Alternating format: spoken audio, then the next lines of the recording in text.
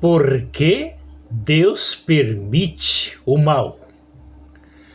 Sendo, pois, justificados pela fé, temos paz com Deus por nosso Senhor Jesus Cristo, pelo qual temos também entrada pela fé a esta graça, na qual estamos firmes, e nos gloriamos na esperança da glória de Deus.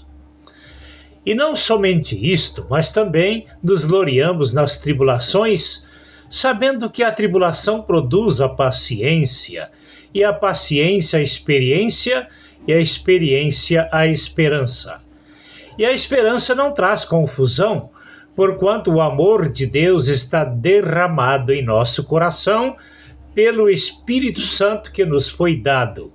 Romanos capítulo 5, versículos de 1 a 5. Há um ditado que diz: conquistar sem lutas é triunfar sem glórias. O homem, com suas várias perguntas: por que Deus criou Lúcifer para se transformar em Satanás, que significa adversário? Por que não criou o homem impecável? Por que Deus permitiu a presença do diabo no jardim do Éden, sabendo que ele estaria se valendo da ingenuidade do homem para derrotá-lo? O sacrifício de Jesus na cruz foi predito antes da fundação do mundo para salvar o homem que seria criado propenso ao pecado.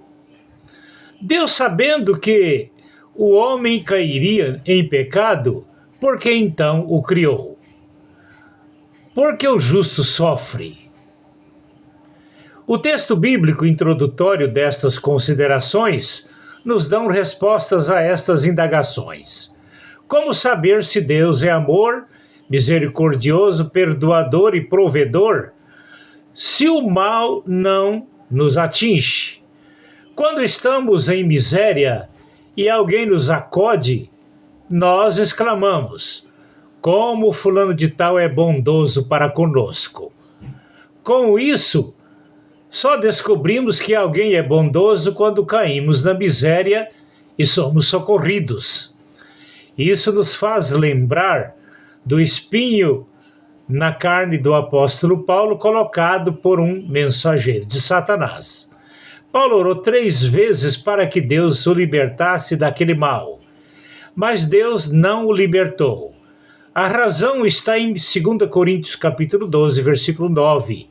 Disse Deus: a minha graça te basta, porque o meu poder se aperfeiçoa na fraqueza. Paulo, entendendo o propósito de Deus, disse: de boa vontade, pois me gloriarei nas minhas fraquezas, para que em mim habite o poder de Cristo. Pelo que sinto prazer nas fraquezas, nas injúrias, nas necessidades, nas angústias, por amor de Cristo. Porque quando estou fraco, então sou forte. 2 Coríntios 12, versículos 9 e 10. Satanás, um agente nas mãos de Deus. Parece estranho, mas Satanás tem sido usado por Deus para o aperfeiçoamento do ser humano, em especial os cristãos rebeldes. Seria incômodo para Deus alterar a sua natureza pacífica e amorosa para disciplinar gentes rebeldes. Por mais que o diabo seja cruel, ele vem sendo usado como chicote nas mãos de Deus. Quando o ser humano, mesmo conhecendo a verdade de Deus, mas continua cada vez mais rebelde, Deus temporariamente tira dele a sua proteção, deixando-o à mercê de Satanás para torturá-lo até que ele reconheça que precisa de Deus. Vamos a alguns exemplos bíblicos. Nabucodonosor foi usado como chicote nas mãos de Deus para disciplinar o povo de Israel. Não porque Nabucodonosor era bonzinho. O próprio Nabucodonosor, na sua arrogância, aborreceu tanto a Deus que ele foi permitido o diabo fazer dele um animal irracional até o dia em que ele se humilhou, reconhecendo a soberania de Deus sobre ele. Daniel capítulo 4.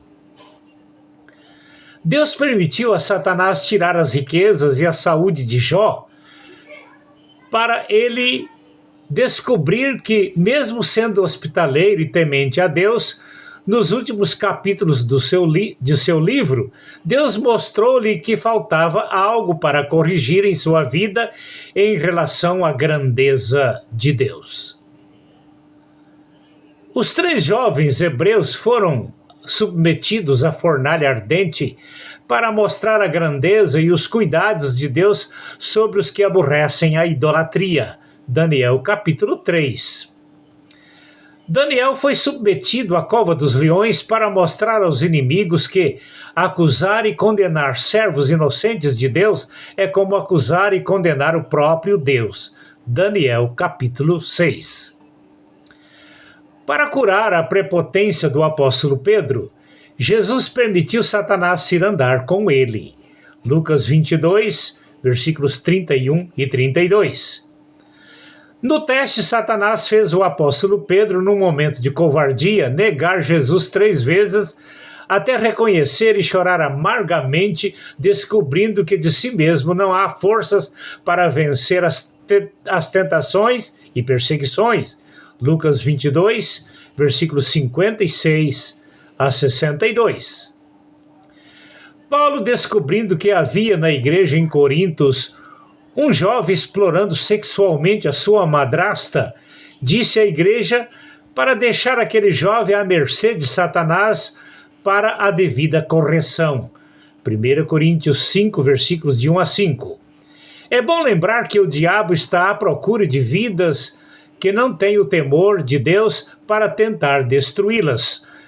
A receita que Tiago nos dá é: sujeitai-vos, pois, a Deus, resisti ao diabo, e ele fugirá de vós. Tiago 4, versículo 7. Todo ser humano diante de Deus é presa fácil, ou seja, todo ser humano distante de Deus é presa fácil para Satanás. Satanás está no mundo para roubar, matar e destruir. Só que Deus mantém o controle sobre ele. Na vida de Jó, a vontade de Satanás era matá-lo. Por isso Deus disse a Satanás: toca nos seus bens e na sua saúde, mas poupe-lhe a vida. Jó capítulo 2, versículo 6. Durante a nossa vida, Deus permite Satanás ir andar conosco, nos permitindo experiências amargas, visando a nossa maturidade.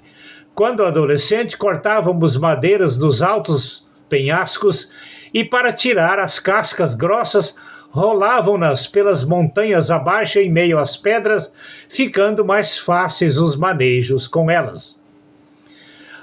Assim é a nossa vida. Para ganharmos a maturidade, Deus nos submete a experiências amargas.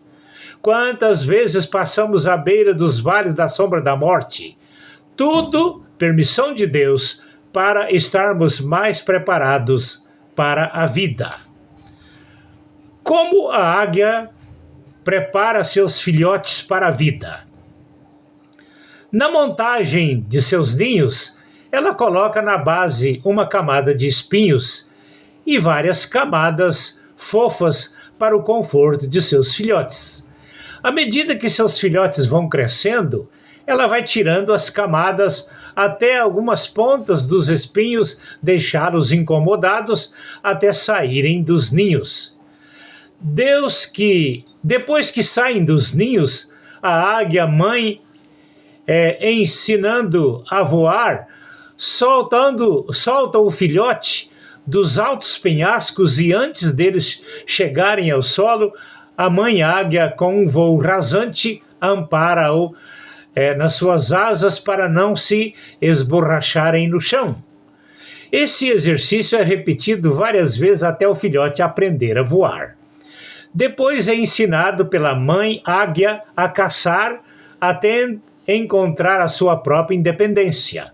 Isso é lição de águia para ninguém botar defeito, até mais para ser imitado pelos seres humanos.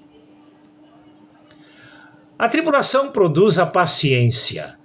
A paciência produz a experiência produz a esperança, e este é o nosso caminho em busca da maturidade que Deus estabelece para cada ser humano.